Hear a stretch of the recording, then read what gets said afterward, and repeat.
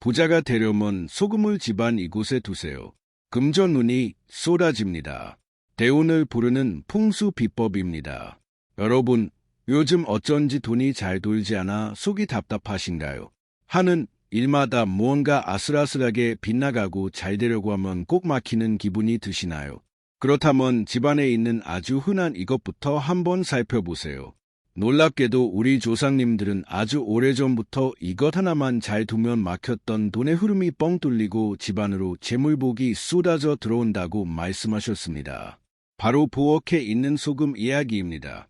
수많은 집들을 직접 방문하며 기운을 살펴본 전문가들의 말에 따르면 이상하게도 잘 사는 집, 소위 말하는 부잣집일수록 소금을 아주 특별한 장소에 비밀스럽게 두고 있었다고 합니다. 부자들은 이미 오래전부터 소금이 집안의 금전운을 좌우한다는 사실을 본능적으로 알고 실천해 왔던 것이지요.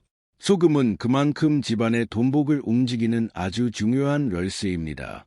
하지만 이 중요한 소금을 아무 곳에나 두면 절대 안 됩니다. 제자리를 찾지 못한 소금은 오히려 집안의 좋은 기운을 흩어버리고 나쁜 기운을 불러들여 소중한 가족의 건강은 물론 재물까지 모두 새어나가게 할 수 있으니 정말 조심해야 합니다. 오늘 이 시간을 통해 여러분의 집안에 쌓인 묵은 기운과 막힌 금전운을 시원하게 뚫어줄 소금의 비밀을 전부 알려드리겠습니다. 소금일 집안 어디에 어떤 그릇에 어떻게 두어야 하는지 그리고 언제 교체해야 돈복이 터지는지 각자의 상황에 맞게 콕콕 짚어드릴 테니 귀를 활짝 열어주세요.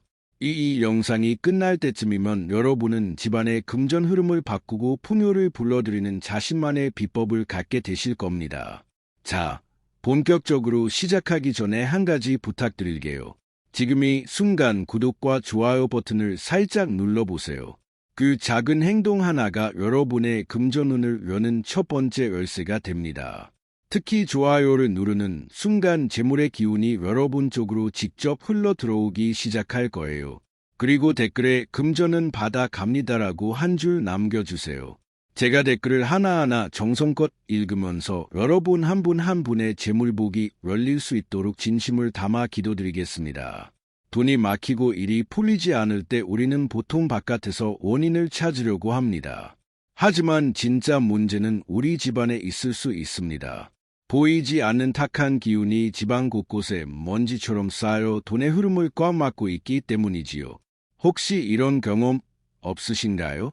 집에만 들어오면 괜히 몸이 무겁고 축 처지는 느낌. 가족들 사이에 사소한 말다툼이 잦아지고 웃음소리가 줄어드는 기분. 열심히 일하는데도 이상하게 돈은 모이지 않고 자꾸만 엉뚱한 곳으로 새어나가는 상황. 이 모든 것이 바로 집안에 정체된 나쁜 기운이 보내는 신호입니다. 이런 기운은 마치 고여있는 물과 같아서 시간이 지날수록 점점 더 탁해지고 집안의 모든 좋은 운을 썩게 만듭니다. 특히 금전운은 맑고 활기찬 기운을 좋아하기 때문에 이렇게 탁한 기운이 가득한 곳에서는 절대 머물지 않고 밖으로 빠져나가 버립니다. 이때 필요한 것이 바로 집안의 에너지를 깨끗하게 정화하고 새로운 기운을 불어넣는 강력한 해결사, 바로 소금입니다.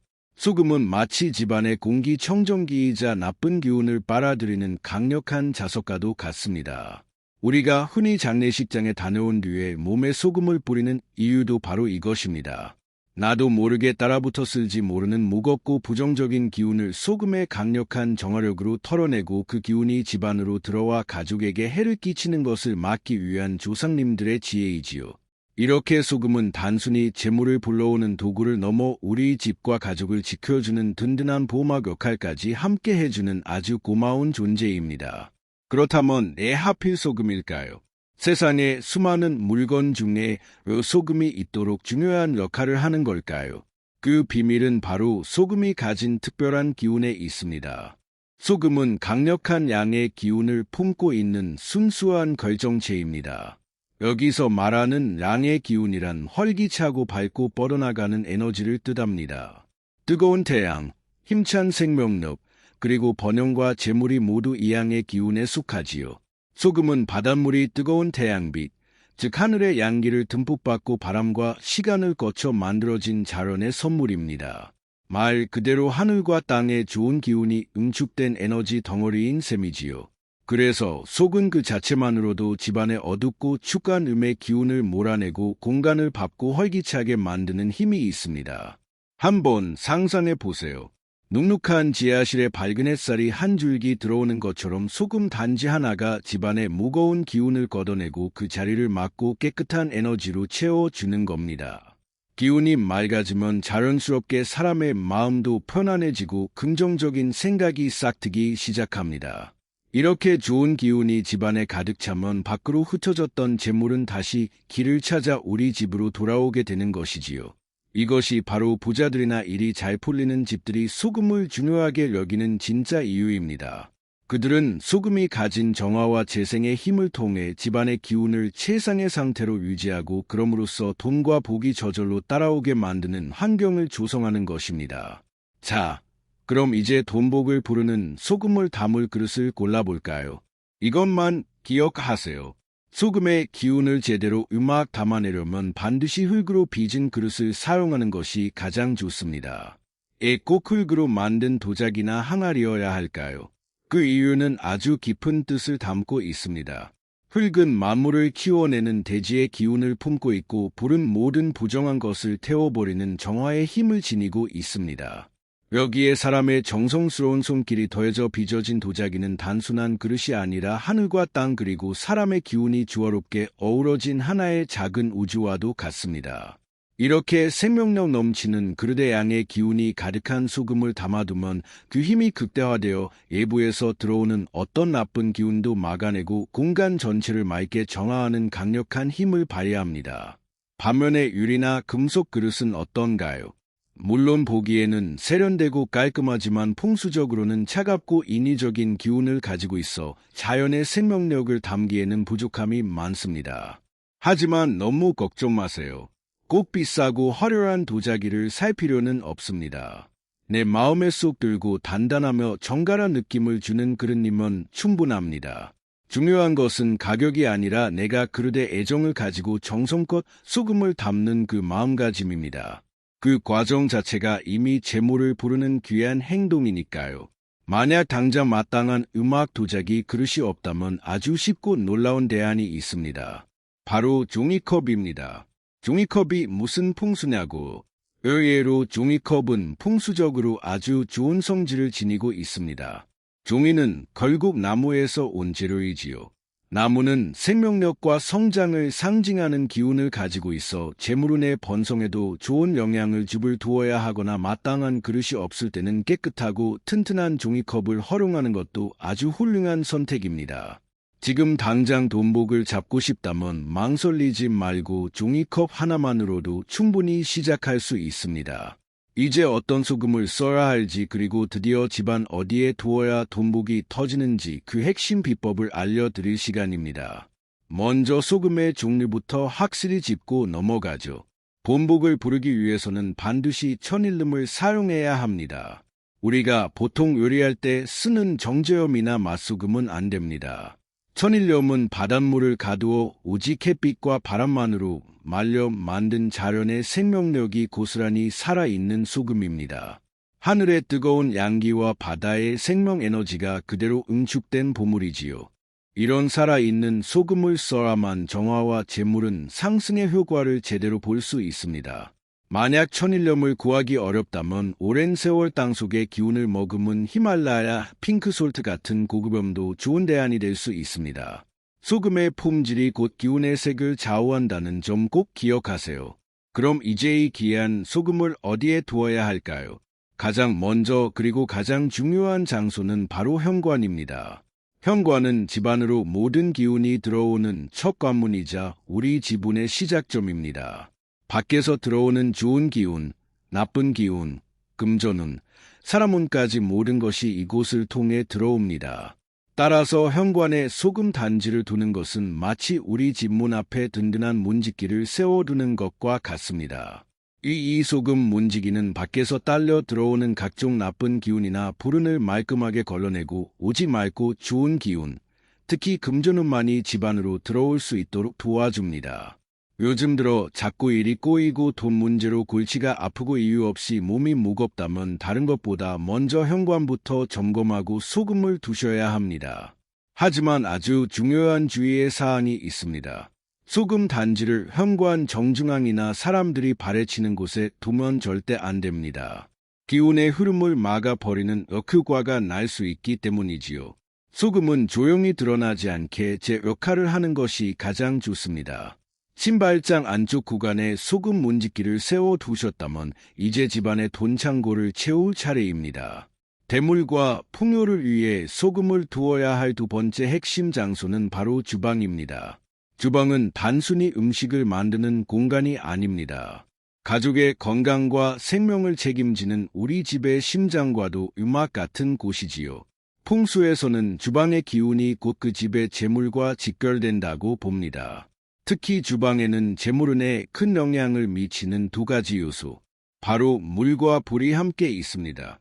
싱크대의 물과 가스레인지의 불이 서로 조화를 이룰 때 집안에 재물운이 안정되고 번성하게 됩니다. 하지만 만약 싱크대 배수구가 막혀 물이 잘 내려가지 않거나 주방이 지저분하고 정돈되지 않으면 어떻게 될까요? 물의 흐름이 막히는 것은 곧 돈의 흐름이 막히는 것과 같습니다.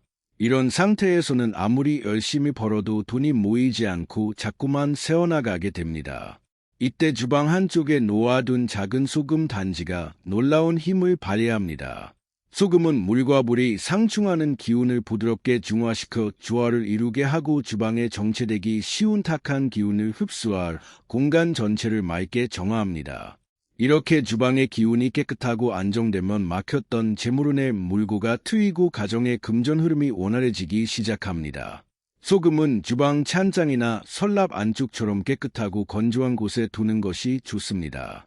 눈에 잘 보이지 않는 곳에 두어도 소금의 정화 에너지는 주방 전체에 퍼져나가니 걱정 마세요. 오히려 요리할 때마다 음식에 튀거나 물이 닿을 염려가 없어 더욱 위생적이고 관리하기도 편합니다. 주방에 소금 단지 하나. 이것은 가족의 건강과 우리 집의 재물 창고를 동시에 지키는 가장 쉽고 확실한 투자입니다. 이제 돈이 새어나가는 구멍을 확실하게 막아줄 세 번째 장소를 알려드리겠습니다. 믿기 어려우시겠지만 그곳은 바로 화장실입니다. 많은 분들이 화장실을 그저 더러운 공간이라고만 생각하지만 풍수에서는 화장실을 재물운과 아주 밀접한 관계가 있는 공간으로 봅니다. 왜냐하면 화장실은 우리 집에서 물이 가장 많이 사용되고 빠져나가는 곳이기 때문입니다. 홍수에서 물은 곧 재물을 상징하는데 화장실의 물은 대부분 씻어내고 버려지는 용도로 사용되므로 재물이 빠져나가기 쉬운 통로가 될 수 있습니다. 특히 화장실이 항상 축축하고 습하며 곰팡이나 나쁜 냄새가 난다면 그 집에 금전 오는 바닥에 구멍난 독처럼 계속해서 새어나가고 있는 것과 같습니다. 이럴 때 화장실에 소금을 두면 소금의 강력한 정화작용이 습하고 음한 기운을 흡수할 공간을 보송보송하게 만들고 재물이 빠져나가는 흐름을 막아주는 막의 역할을 해줍니다. 마치 욕조 마개로 물이 빠져나가는 것을 막듯이 소금이 우리 집에 돈이 새는 것을 막아주는 셈이지요. 정말 재밌지 않나요? 화장실에 소금을 둘 때는 물이 직접 닿지 않는 곳에 두는 것이 핵심입니다. 수납장이나 선반처럼 건조한 곳에 작은 종지나 종이컵에 담아놓아두세요. 이렇게 하면 소금이 눅눅해지는 것을 막고 정화 효과를 오랫동안 유지할 수 있습니다. 특히 화장실은 습기가 많은 공간이라 소금이 금방 눅눅해질 수 있으니 다른 곳보다 더 자주 상태를 확인하고 축축해졌다 싶으면 바로 교체해주는 것이 좋습니다. 눅눅해진 소금은 이미 나쁜 기운을 가득 먹었다는 신호이니 망설이지 말고 새 것으로 갈아주어 우리 집의 재물운을 굳건히 지켜주세요. 지금 화장실에 가서 한번 확인해 보세요. 혹시 우리 집 돈이 그곳으로 새고 있지는 않은가요? 마지막으로 집이 팔리지 않거나 장사가 안 돼서 속을 태우고 계신 분들이 있다면 반드시 이곳에 소금을 두셔야 합니다. 바로 오랫동안 쓰지 않는 물건들이 쌓여 있는 창고나 다용도실입니다. 이런 공간은 기운의 흐름이 거의 없어 탁한 에너지가 고이기 딱 좋은 장소입니다. 오래된 먼지와 잡동사니들이 쌓여 만들어내는 묵은 기운은 집안 전체의 운을 무겁게 짓누르고 특히 새로운 변화나 거래를 가로막는 장애물로 작용합니다. 집을 팔려고 내놓았는데 몇 달째 보러 오는 사람조차 없거나 가게에 손님의 발길이 뚝 끊겼다면 바로 이 창고에 막힌 기운 때문에 가능성이 높습니다.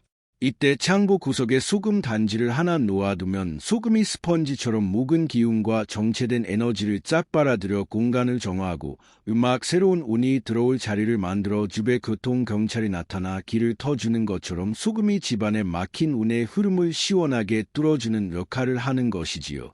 특히 창고가 집의 남서쪽에 있다면 그 효과는 대가 됩니다. 남서쪽은 재물과 문서를 담당하는 방향으로 이곳이 깨끗하게 정화되면 부동산 매매나 계약과 관련된 운이 크게 상승합니다. 소금을 두는 것과 동시에 창고를 깨끗하게 정리하고 필요 없는 물건들을 가감하게 버리는 것도 매우 중요합니다. 묵은 것을 비워내야 새로운 복이 그 자리를 채울 수 있다는 것, 이것이 바로 풍수의 기본 원리입니다. 소금으로 기운을 정화하고 청소로 공간을 비워내는 이 두 가지를 함께 실천한다며 정말 신기할 정도로 답답했던 매매운이나 사업운이 풀리는 경험을 하시게 될 겁니다. 여러분의 집에도 오랫동안 방치된 공간이 있나요? 그곳이 바로 여러분의 대운을 가로막고 있는 곳일지도 모릅니다. 자, 이렇게 좋은 소금을 우리 집에 두었으니 이제 끝일까요? 절대 아닙니다. 소금은 한 번 두고 잊어버린 장식품이 아닙니다. 끊임없이 나쁜 기운을 빨아들이며 스스로를 희생하는 살아있는 정화 도구이기 때문에 반드시 정기적으로 교체해 주어야 그 효과가 지속됩니다. 그럼 언제 교체해야 하는 것이 가장 좋을까요? 기본적으로는 반년에 한 번 혹은 설날이나 추석 정월대보름처럼 기운이 크게 바뀌는 명절에 맞춰 교체해 주는 것이 좋습니다. 이런 날은 하늘과 땅의 기운이 새롭게 시작되는 시기이므로 집안의 기운을 재정비하고 새로운 복을 맞이하기에 가장 좋은 때입니다. 하지만 눈에 보이는 시기보다 더 중요한 것은 소금의 상태를 확인하는 것입니다. 가끔 소금을 손으로 살짝 만져보세요. 만약 소금이 돌처럼 단단하지 않고 손에 축축하게 묻어나거나 묵직한 느낌이 든다면 그것은 소금이 이미 집안의 나쁜 기운과 습기를 가득 흡수했다는 명백한 신호입니다.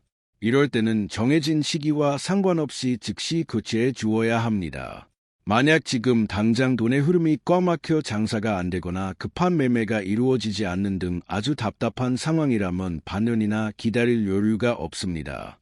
이럴 때는 한 달에 한 번 혹은 안 좋은 일이 생길 때마다 소금을 갈아주어 막힌 기운을 적극적으로 정화하고 재물운의 새로 고침 버튼을 누르는 것이 좋습니다.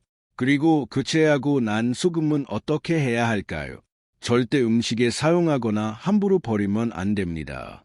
그 안에는 우리 집에 온갖 나쁜 기운이 담겨 있기 때문입니다.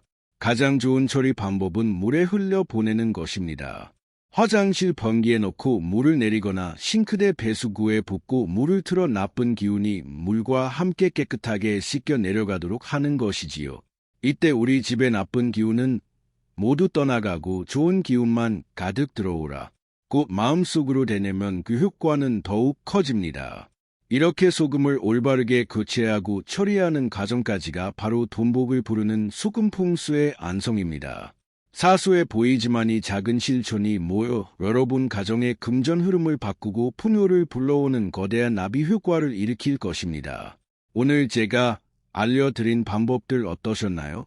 여러분은 소금을 어떻게 활용하고 계신지, 또 어떤 곳에 가장 먼저 두고 싶으신지 댓글로 여러분의 이야기를 들려주세요. 서로의 지혜를 나누다 보면 우리 모두의 복이 더욱 커질 것입니다. 주변의 소중한 분들에게도 영상을 꼭 공유해 주세요. 여러분의 가정에 언제나 행복과 풍요가 가득하기를 진심으로 바랍니다. 그리고 이어서 다음 주제를 공유하겠습니다. 제사상에 이 음식 절대 올리지 마세요. 재물복 전부 막아 버립니다. 명절 제사, 풍수 제사상에 올리면 안 되는 음식. 여러분, 혹시 매일 열심히 사는데도 이상하게 돈은 자꾸 새어나가고 밤에 잠자리에 누우면 나는 왜 이렇게 복이 없을까 하는 생각에 한숨만 푹 내신 적 없으신가요? 정말 이상하죠? 남들보다 더 애쓰고 더 착하게 사는 것 같은데 왜 나에게는 좋은 일이 생기지 않을까? 그의 답은 놀랍게도 바로 제사상 위에 있을 음악수에 있습니다. 우리가 무심코 올렸던 바로 그 음식 하나가 사실은 집안으로 들어오려던 모든 복을 문 밖으로 쫓아내고 있었을지도 모릅니다. 오늘은 제가 여러분이 그토록 바라던 조상복을 받지 못하는 결정적인 이유와 제사상에 올리는 음식 하나, 마음가짐 하나로 가문의 운명 자체를 완전히 뒤바꾸는 놀라운 풍수 비법을 속 시원하게 알려드릴 겁니다. 이 영상을 끝까지 보신다면 여러분은 그동안 복이 비겨 갔는지 깨닫고 앞으로는 조상님들의 든든한 지원을 받아 하시는 일마다 술 풀리는 경험을 하시게 될 겁니다. 자, 본격적으로 시작하기 전에 한 가지 부탁드릴게요. 지금 이 순간 구독과 좋아요 버튼을 살짝 눌러보세요. 그 작은 행동 하나가 여러분의 금전운을 여는 첫 번째 열쇠가 됩니다. 이렇게 좋아요를 누르는 순간 재물의 기운이 여러분 쪽으로 직접 흘러 들어오기 시작할 거예요. 그리고 댓글에 금전은 받아갑니다라고 한 줄 남겨주세요. 제가 댓글을 하나하나 정성껏 읽으면서 여러분 한 분 한 분의 재물운이 열릴 수 있도록 진심을 담아 기도드리겠습니다. 우리가 조상복이라는 큰 복을 받지 못하는 가장 근본적인 이유는 바로 조상님과 소통하는 진짜 방법을 잊어버렸기 때문입니다. 많은 분들이 제사를 그저 해마다 돌아오는 조금은 번거롭고 형식적인 연례 행사 정도로만 생각하세요. 하지만 제사는 그런 것이 아닙니다. 이것은 눈에 보이지 않는 조상님들과 우리가 나누는 가장 중요하고 신성한 대화의 시간이에요. 마치 아주 중요한 분께 전화를 거는 것과 같다고 생각해 보세요. 우리가 정성껏 차린 제사상은 조상님께 보내는 초대장이고 제사상에 올리는 음식 하나하나는 우리의 마음과 소망을 담은 메시지입니다. 그런데 만약 우리가 엉뚱한 전화번호를 누르거나 지지직거리는 나쁜 통화 품질로 이야기한다면 어떻게 될까요? 당연히 메시지가 제대로 전달되지 않겠죠. 부사님들께서 우리를 돕고 싶어도 우리가 처한 상황을 알 길이 없고 우리의 간절한 마음을 느낄 수가 없는 겁니다. 예를 들어 제사 음식을 준비하면서 부부리 고성이 오가고 자식들은 스마트폰만 들여다보며 마지못해 앉아있고 음식은 그저 허세만 맞추기 위해 마트에서 사온 것들로 채워진다며 그건 마치 아주 시끄러운 시장 한복판에서 고래고래 소리를 지르며 중요한 이야기를 하려는 것과 조상님들께서는 그 소란스러운 기운 속에서 아이고 우리 후손들이 나를 부르는 게 아니라 자기들끼리 싸우느라 정신이 없구나. 우리가 왔다는 걸 알아채지도 못하겠네. 하시며 발길을 돌리실 수밖에 없는 것이죠. 풍수에서 말하는 수월한 마음이란 바로 이런 겁니다. 정성이 빠진 제사는 아무리 화려하게 차려도 텅 빈 껍데기일 뿐 조상님의 마음을 움직여 복을 끌어당기는 힘을 발휘하지 못합니다. 그렇다면 제사란 본디 무엇일까요? 제사는 단순히 음식을 차려놓고 절을 하는 행사가 절대 아닙니다. 이것은 하늘의 기운과 땅의 기운 그리고 우리 조상님들의 기운을 한 자리에 모아 서로 연결하는 신성한 다리를 놓는 어마어마한 의식입니다. 우리 풍수에서는 크게 두 가지를 중요하게 보는데 하나는 돌아가신 조상님을 좋은 터에 모시는 음택풍수이고 다른 하나는 살아있는 우리가 사는 집의 기운을 다스리는 앙택풍수입니다. 바로 이 제사가 저 세상의 음택과 이 세상의 양택을 연결하는 유일한 통로인 셈이죠. 조상님들은 음의 기운을 가진 영적인 존재이시고 우리는 양의 기운을 가진 육신의 존재입니다. 서로 다른 차원에 있기 때문에 평소에는 만날 수가 없어요. 하지만 제삿날 우리가 정성을 다해 마련한 이 특별한 공간과 시간을 통해 비로소 조상님들은 잠시나마 우리 곁으로 오셔서 우리를 만나고 우리가 올린 음식을 기운으로 흠양하시며 우리의 소망을 들어주실 수 있게 되는 겁니다. 그래서 제사상에 올리는 음식은 그냥 배를 채우는 음식이 아니라 조상님을 모셔오기 위한 에너지 초대장이고 우리의 존경과 사랑을 표현하는 에너지 선물인 거예요. 음식마다 고유의 기운과 주파수가 있습니다. 어떤 음식은 조상님들이 좋아하시는 차분하고 맑은 기운을 가지고 있고 어떤 음식은 반대로 조상님들이 다가오기 힘들어하는 아주 강하고 뜨거운 기운을 가지고 있습니다. 이것을 모르고 아무 음식이나 올리는 것은 귀한 손님을 초대해 놓고 손님이 싫어하는 것들만 잔뜩 차려 놓는 것과 같은 큰 실수인 셈입니다. 오늘 이 원리를 제대로 이해하셔야 어떤 음식은 절대 올리면 안 되는지 그 깊은 뜻을 깨닫고 진짜 조상복을 받는 문을 활짝 여실 수 있습니다. 자, 그렇다면 조상님께 오지 마세요. 라고 소리치는 것과 같은 음식은 무엇일까요?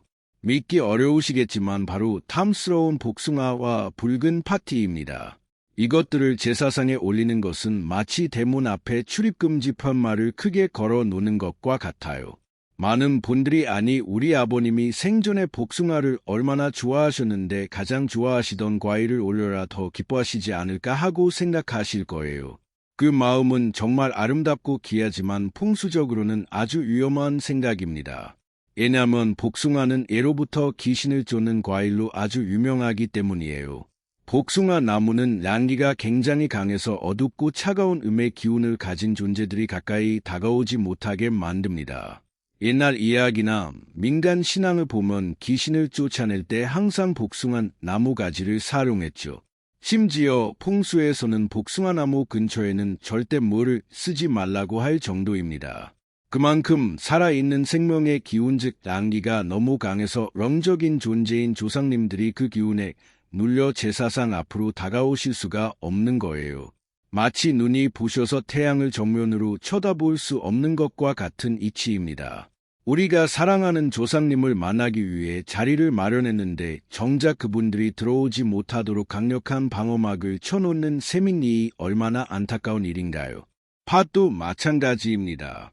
우리가 동짓날 팥죽을 썰어 먹고 지방 구석구석에 뿌리는 이유가 무엇인가요? 바로 1년 중 음의 기운이 가장 강한 동짓날 온갖 나쁜 기운과 잡기들이 돌아다니지 못하도록 양의 기운이 강한 붉은 팥으로 막기 음악이함입니다. 즉 팥은 불청객인 잡기들을 쫓아내는 보안 시스템 같은 역할을 하는 곡물이에요.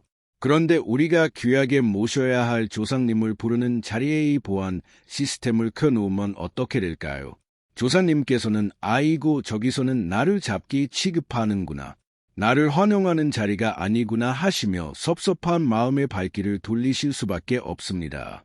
그러니 고인이 아무리 좋아하셨더라도 복숭아와 팥 그리고 붉은색이 들어간 다른 곡물들은 제사상에서만큼은 반드시 피해야 한다는 거 꼭 기억하세요. 여러분이 무심코 음식에 넣는 마늘 한쪽 고춧가루 한 스푼이 사실은 조상님을 문전박대하는 것과 같다는 사실 알고 계셨나요? 정말 깜짝 놀라실 이야기일 겁니다.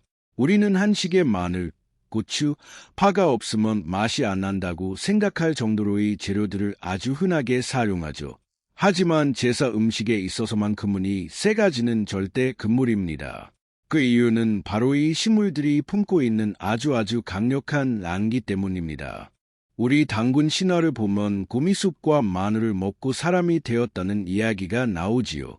여기서 마늘은 곰의 동물적인 기운을 사람의 기운으로 바꿀 만큼 강력한 에너지를 가진 식물로 묘사됩니다. 실제로 마늘은 예로부터 원기를 북돋고 몸을 뜨겁게 하는 대표적인 양기의 덩어리 식물로 알려져 왔어요. 고추는 어떻고? 이름부터 태양초라고 부를 만큼 태양의 뜨거운 기운을 가득 머금고 있습니다. 하 역시 마찬가지로 강한 향과 기운을 뿜어내죠. 문제는 조상님들은 앞서 말씀드렸듯이 기운을 가진 영적인 존재라는 점입니다. 이렇게 강하고 뜨겁고 자극적인 양의 기운을 가진 음식들은 음의 기운을 가진 조상님들께는 너무나 부담스럽고 불편하게 느껴집니다. 하자면 조용하고 경건한 분위기를 좋아하시는 귀한 어르신을 모셔놓고 바로 옆에서 시끄러운 음악을 아주 크게 틀어놓는 것과 그 소란스러움에 질려서 나는 이만가 봐야겠다 하시며 자리를 박차고 나가시지 않겠어요. 제사 음식에 마늘과 고추, 파를 넣는 것이 바로 그런 결과를 낳습니다. 조상님들을 쫓아내는 음식이 되어 버리는 것이죠. 그래서 전통적으로 제사 음식이나 절에서 먹는 음식은 맛이 다소 심심한 겁니다. 자극적인 맛과 향을 모두 빼서 공간의 기운을 최대한 차분하고 맑게 만들어 영적인 존재들이 편안하게 머물다 갈 수 있도록 배려하는 깊은 지혜가 담겨 있는 음악 거예요. 장례식장에서 육개장을 먹을 때 고춧가루를 듬뿍 뿌리는 이유도 혹시나 따라올지 모를 나쁜 기운들을 막기 위함이라는 설이 있을 정도이니 우리가 모셔야 할 조상님께 이런 음식을 대접해서는 절대 안 되게 제사상에 올리는 생선 하나만 봐도 우리가 조상님을 왕처럼 귀하게 대우하는지 아니면 그저 그런 손님처럼 대하는지가 드러납니다. 바로 대우와 존중의 마음이 음식 선택에 그대로 반영되기 때문이에요. 혹시 여러분 생일상을 차린다고 생각하세요? 그냥 맛있는 거 먹고 즐기는 날일까요? 아닙니다. 생일상의 진짜 의미는 당신은 우리에게 이렇게나 소중하고 사랑받는 존재입니다. 당신의 존재 자체를 우리가 축하하고 존중합니다라는 마음의 표현입니다. 그 마음이 담긴 밥상을 받은 사람은 자존감이 높아지고 사랑받고 있다는 느낌에 힘을 얻어 모든 일에 최선을 다하게 되지요. 제사상도 똑같습니다. 제사상에는 조상님에 대한 존경과 그리움 그리고 최고의 대우가 반드시 담겨 있어야 합니다. 그래서 과거 우리 조상들은 생선을 고를 때도 아주 신중했어요. 이름 끝이 치해자로 끝나는 생선. 예를 들어 꽁치, 멀치, 삼치 같은 것들은 제사상에 올리지 않았습니다. 왜냐하면 이런 생선들은 때를 지어다니기 때문에 한 번에 대량으로 잡히는 아주 흔하고 천한 생선이라고 여겼기 때문입니다. 등풀은 생선인 고등어나 참치 그리고 비늘이 없는 오징어나 낙지 같은 것들도 마찬가지 이유로 피했습니다. 귀한 조상님께 올리는 음식인데 아무데서나 쉽게 구할 수 있는 흔한 것을 올리는 것은 예의에 어긋난다고 생각했던 것이죠. 배신 비늘이 온전히 있고 등이 푸르지 않으며 귀하게 잡히는 조기나 민어, 도미 같은 생선을 최고로 쳤습니다. 이것은 단순히 비싼 생선을 올려야 한다는 뜻이 아닙니다. 우리 조상님께는 가장 귀하고 좋은 것을 드리고 싶다는 그 정성스러운 마음의 표현인 것이죠. 마치 우리가 아주 중요한 손님을 대접할 때 평소에 먹는 김치찌개 대신 정성껏 준비한 갈비찜을 내어 놓는 것과 같은 이치입니다. 그 마음이 전달될 때 조상님들은 우리 후손들이 나를 이렇게나 귀하게 여기고 있구나 하시며 감동하고 그 고마운 마음에 더 큰 복을 내려주고 싶어 하시는 겁니다. 도산복을 가득 끌어들이는 것은 비단 음식에만 국한되지 않습니다. 제사를 지내는 그 공간과 그날의 마음을 올바르게 정돈하는 것이 어쩌면 더 중요할지도 모릅니다. 이 세 가지를 반드시 기억하세요.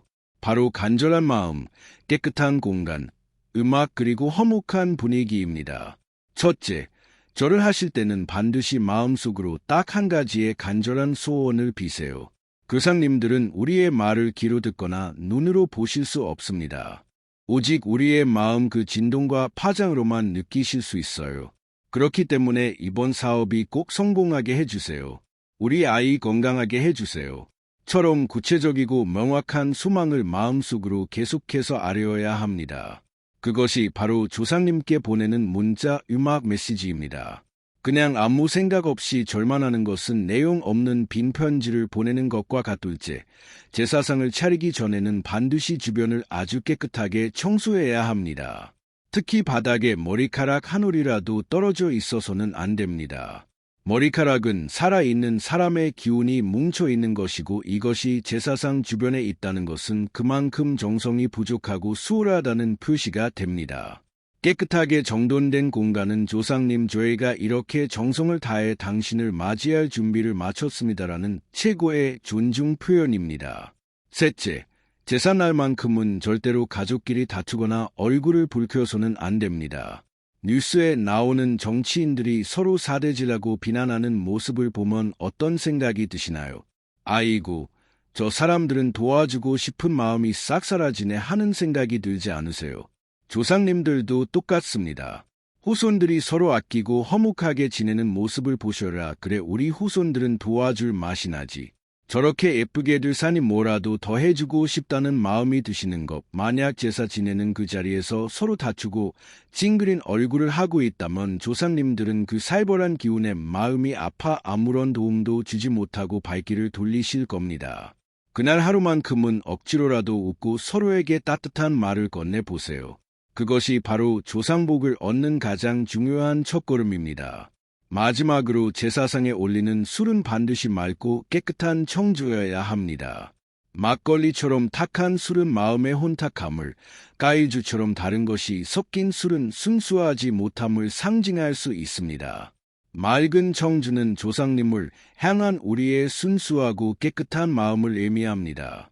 이 모든 것들이 바로 조상님을 음악 제대로 대우하는 방법이며 복을 부르는 가장 확실한 길입니다.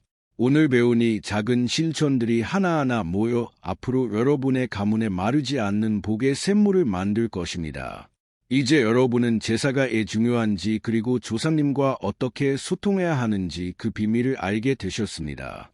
제사는 더 이상 번거로운 숙제가 아니라 우리 가문의 운을 바꾸는 가장 강력한 기회입니다. 기억하세요. 제사의 핵심은 비싼 음식이 아니라 조상님을 향한 진심, 어린 정성과 존경 그리고 사랑입니다. 복숭아와 파트를 피하고 마늘과 고추를 빼고 귀한 생선을 올리는 이 모든 규칙들은 결국 조상님을 최고로 대우하겠다는 우리 마음의 다른 표현일 뿐입니다. 이제 다음 제삿날이 다가오면 오늘 배운 대로 실천해 보세요. 제사 지내기 전에 집안을 깨끗이 청소하고 가족들과는 웃으며 음식을 준비하고 음악, 제사상에는 조상님이 편히 오실 수 있는 음식들로 정성껏 차려보세요. 그리고 절을 하면 마음속으로 간절히 소망을 아뢰보세요. 처음에는 작은 변화로 시작될지 모릅니다. 왠지 모르게 마음이 편안해지고 가족 간의 대화가 늘어나는 것 같은 느낌을 받으실 거예요. 그리고 그 긍정적인 기운이 쌓이고 쌓여 어느 순간부터는 막혔던 돈줄이 뚫리고 걱정했던 자녀의 일이 술 풀리고 집안의 웃음소리가 끊이지 않는 놀라운 변화를 경험하게 되실 겁니다. 조상님은 멀리 계신 분들이 아닙니다.